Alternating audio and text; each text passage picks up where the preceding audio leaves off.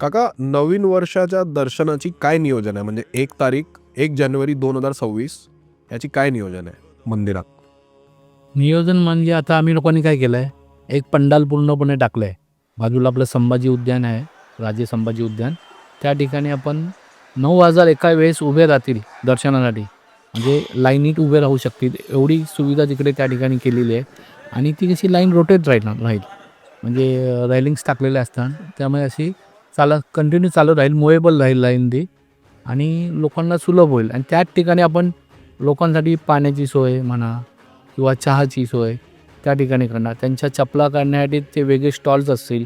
प्रत्येक एंट्रीमधल्या गेटवर चपलांची सोय असणार ठेवण्याची, म्हणजे तुमची ते पण सर्व विनामूल्य असणार आहे, काही चार्ज केलं जाणार नाही. त्याचबरोबर दर्शनासाठी जे येणार दादर स्टेशनला जे उतरतील त्यांच्यासाठी बसची सुविधा केलेली आहे, ती पण विनामूल्य असणार. टोटल आम्ही 20 बस हायर केलेल्या आहेत आणि त्या बसेस आम्ही दादर ते रवींद्र नाट्य मंदिरपर्यंत चालू ठेवणार पूर्ण दिवस. म्हणजे समजा रात्री 12:30-1 वाजल्यापासून जे चालत वगैरे येत असतील काय तिकडनं दादरवरनं स्टेशनवरनं, त्यांच्यासाठी ती सुविधा केलेली आहे. त्यांनी रात्री 12:30 वाजल्यापासून दुसऱ्या दिवशी 1 तारखेच्या रात्री 12 वाजेपर्यंत ही बसची सुविधा चालू राहील. त्याचप्रमाणे आम्ही लोकांनी मंदिराच्या आवारामध्ये फायर एक्सटिंग्विशर हे ठेवलेलं आहे. फायर मार्शल लोकांना ठेवले आहेत. आमचे स्वतःचे 19 वॉकी टॉकी आहेत, त्याच्यावर अजून 15 हायर करून असे टोटल 36 वॉकी टॉकीची मी सोय केलेली आहे. त्याचबरोबर पोलिसांचा एक पूर्ण ताफा येतो, तो जवळजवळ 300-400 जणांचा ताफा असतो. ते पूर्ण मंदिर कव्हर करतात, सगळ्या सिक्युरिटी ठिकाणी उभे राहिले जातात. त्याचबरोबर आमचे CCTV कॅमेरे पूर्ण पंडालमध्ये लागलेले असतात, पूर्ण मंदिरात लागलेले असतात.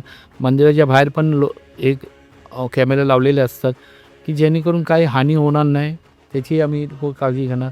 त्याचबरोबर कॅमेरा आणि लॅपटॉप हे अलाव नाही आहे मंदिरात त्या दिवशी. तर कृपया करून कोण जर त्या दिवशी येणार असेल दर्शनाला तर कॅमेरा आणि लॅपटॉप घेऊन येऊ नये. परत जे अपंग आहे, वृद्ध आहेत, त्यांच्यासाठी एक वेगळी रांग आहे. प्रेग्नेंट वुमन्स असतील किंवा दुसरे अजून खूपच म्हातारे आहेत, जर्जर आहेत, त्यांच्यासाठी पण वेगळी, म्हणजे एकच लाईन ठेवलेली आहे वेगळी. आणि एक आशीर्वचन पूजाची एक लाईन असणार आमची. मुखदर्शनची लाईन आगार बाजारपासून सुरू होईल. ती डायरेक्ट मुखदर्शनची 1 नंबर गेटमधून त्यांना सुविधा आहे दर्शन करायची मुखदर्शनाची. आणि जनरल पुरुषांसाठी एक लाईन वेगळी आहे, महिलांसाठी एक वेगळी लाईन आहे. तर हे सर्व नियोजन आम्ही ह्या ठिकाणी 1 तारखेसाठी केलेलं आहे.